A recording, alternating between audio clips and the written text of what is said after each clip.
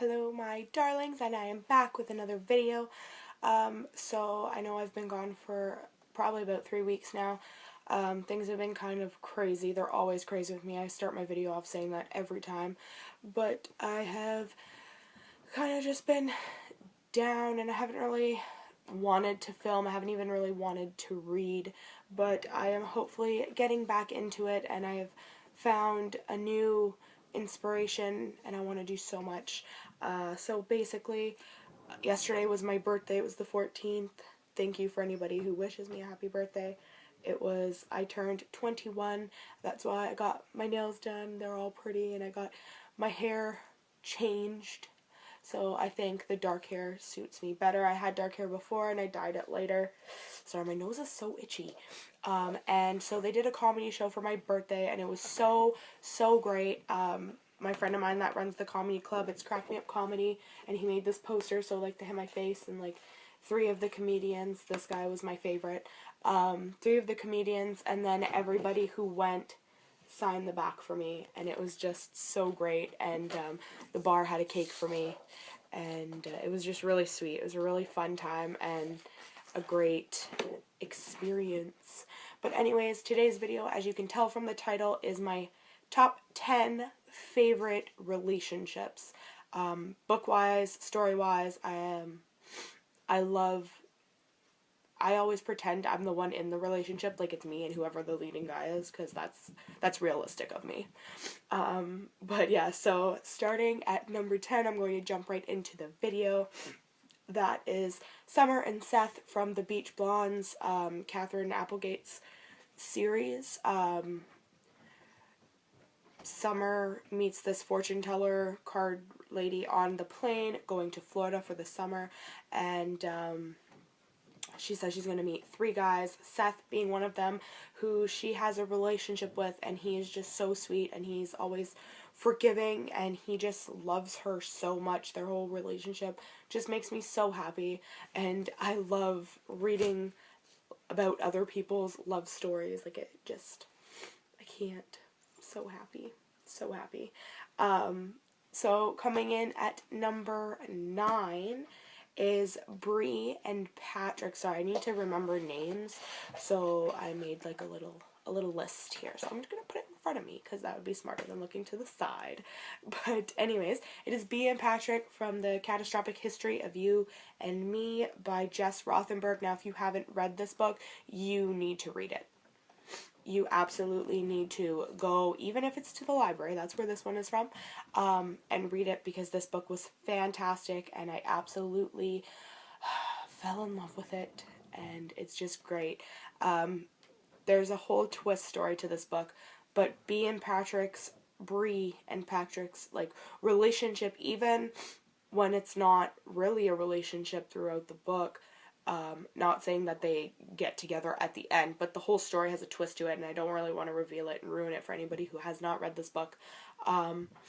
But just the way they are together, and the fact that Patrick he's just there to protect her and guide her in whatever she needs. This one was about, she had died literally of a broken heart, and Patrick is kind of like her spiritual guide, and he's navigating her through. So it's pretty great. Coming in at number 8 is Chloe and Adam from 6 Months Later. I finished this book. I think this was part of my TBR for December, and I had to carry it over into January, but I'd started it for January. I did finish it. This is currently the only book I finished in January, because I've kind of been in a little bit of a reading slump in the new year, which is probably not a great way to start it off, but I'll get back into it. But Chloe and Adam, Chloe falls asleep in May, wakes up 6 months later in the middle of winter, and has no clue what's happened in the last 6 months of her life. All of a sudden she's popular, and her best friend's not speaking to her. She has the boy she's always dreamed of, but the way things unravel, and this weird, intense tension she has with Adam is just great, in the way they are, and the way Adam cares about her and tries to pull back like he doesn't, but he really does, and you can tell just by the way it's described on how he looks at her. I act like I've watched a movie on this, but just the way you watch it in your head. As somebody who reads a lot, you can picture the story unfolding I gotta chill. You can picture what the characters look like, and that's my biggest thing too with movies, is because, like, 50 Shades of Grey, for example, the movie comes out Valentine's Day weekend, and Christian Grey did not look like the way he does in my head with the guy that they have chosen for him, just as an example. But anyways, that was number 8. So number 7 and 6 are from the same book, 2 separate relationships, but I feel like this is going to be one on everybody's typical top 10 relationships books, whatever. At least who read not so much just young adult, but romance books in general, and anything that really has to do with a relationship. And so at number 7, it is Edward Cullen and Stephenie Meyer from Twilight. And Stephenie Meyer, yeah. And, the fuck's her? Bella, yeah. I forget her last name. It'll come to me later. But anyways, Edward and Bella are my top 7 couple. I know they could be lower on the list for some other people. I did love the relationship, and the way they kind of connected, and they were meant to be for all that time, and Edward had been waiting for her all that time, and it was so cute. But they're just number 7. I mean, it was great. It was a great story. I liked Twilight when it first came out. I hadn't read the book prior to that. I didn't want to watch the movie, so I read the book first, and then I read the rest of the books because I absolutely love the story. I found, though, that it kind of got overplayed and just overhyped about it, and there's some books that were better, some books that weren't. Like, my least favorite book in Twilight is probably New Moon, but I'm getting a little off topic. But so, number 7 is Edward and Bella from Twilight by Stephenie Meyer. Oh, I forgot to tell you guys. Natalie D. Richards is the author of 6 Months Later, but just to let you know. And then number 6 is also from Twilight, and my favorite couple, even before Edward and Bella, is definitely Alice and Jasper, and the way Jasper just loves Alice, and Alice would do anything for Jasper, and it's just so cute how they're always together, they're always looking out for each other. And yeah, so that was my 2 favorite couples from Twilight. Coming in at number 5, I do not have the book with me because it is not actually part of my collection, it's part of my parents' collection, and it is from the Stephanie Plum series. It's a series of 21 books so far. It's by Janet Ivanovic. I will insert a picture at the end of this video. And basically it's about a bounty hunter. They made a movie on it. Katherine Heigl was the lead. The movie is called One for the Money, and that is the first book in the series. So there's like 2 for the dough, 3 to get deadly. It all goes like that with cutesy kind of names. But my favorite couple from there, coming in at number 5, would be Stephanie, the lead bounty hunter, and Ranger, who is another bounty hunter and is kind of like her mentor. And just the way he's got that whole dark, mysterious vibe to him, and a bad boy. And it's an adult book. Like, it's not a YA book. It's an adult kind of mystery crime book, and it's so well written, and it's so funny. Like, out of all of the book series I've read, this has got to be the only book series that has made me laugh out loud in public and look like a crazy person.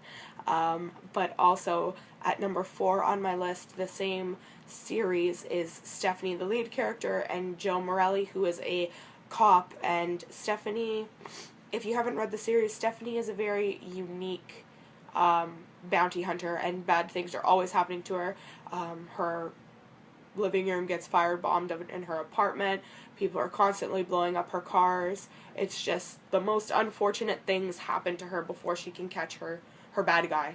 And Joe is kind of the guy she's always been in love with, and she doesn't really know who to choose ever between Joe and Ranger. So it's a really cool dynamic, like a love triangle type thing. So number 4 is definitely Stephanie Plum and Joe Morelli from the Plum series. Now, coming in at number 3 is 50 Shades of Grey, E.L. James' novel, Anna and Christian. So the lead characters, Anastasia Steele and Christian Grey. I love their relationship. Not their whole sexual relationship. their whole relationship, in a sense where Christian is a singular person and he does not ever include a second person unless it's his partner. But you see him evolve, not so much in this book, but somewhat in this book. More in the second and third book, you see him start growing towards Anna and being the way she wants things to be. So she wants chocolates and flowers, and he wants to be that guy for her. And it's just so cute on the way that happens, and the way Anna grows to meet the needs that Christian would want, and Christian wants in his life, and what he is looking for. So just them together is adorable. Definitely excited for the movie. I feel like I get offended every time somebody says that it's like a porno in a book. Yes, there are pornographic scenes. No, it is not all of the time. This book, there is a bit more. The second and third one, the story is actually quite incredible. And just because it was overhyped about the way this book was, because it's the first real erotic novel that's come out that has been really hyped up. And it kind of started a whole trend, but Twilight did the same thing with all of their Vampire Academy and Vampire Diaries, and all of that stuff came out. Yes, the book series might have come out before Twilight, but because of Twilight, the book series hit it big, if that makes sense to everybody. But anyways, I'm going to get into my final two couples that are also from the same book. This book I read just last year. They're coming out with a movie. I am super excited to see it. And so coming in at number 2 is Sophie and Luke from The Longest Ride by Nicholas Sparks. Luke is a bull rider. Sophie is a sorority girl at a university, and you just see them grow in the book, and you see them kind of open up, and you learn different aspects of their lives and what happens. And Sophie's coming off of a breakup, and Luke also has a secret of his own, going back into bull riding. But they're so cute as a couple, and my imaginary head couple on the way they look like together and what happens. Excuse me. But yes, and finally at number 1 is Ira and Ruth from The Longest Ride. Now, you don't see them, like, you don't read about them in the now. You live through their experiences through Ira, who is in a car crash. He's hanging off, like, the side of a cliff, and he's dying, but he's envisioning Luke, or not Luke, he's envisioning Ruth and the way she looked like through their years of marriage, and Ruth has passed away, and her ghost is kind of just there with him, and she's supporting him, and you learn all about their past, and just his love for her is incredible. And it's honestly something that I've only encountered in a book. You don't really see it in real life. But yeah, so definitely Ira and Ruth are my top, my first, and definitely my top 1 couple. Definitely. And everybody has a different opinion. Anybody who has read this book knows the different intersection on how, because Luke and Sophie is one story, Ira and Ruth is another story, and then they intersect in the book, and it's just incredible. And I absolutely I highly recommend this book. It is one of Nicholas Sparks' books that you don't want to feel like it should come with razor blades. Like, it doesn't make you feel like that at all, but it is a fabulous book, and you should definitely check it out. And Ira and Ruth are just the bomb, and that's it.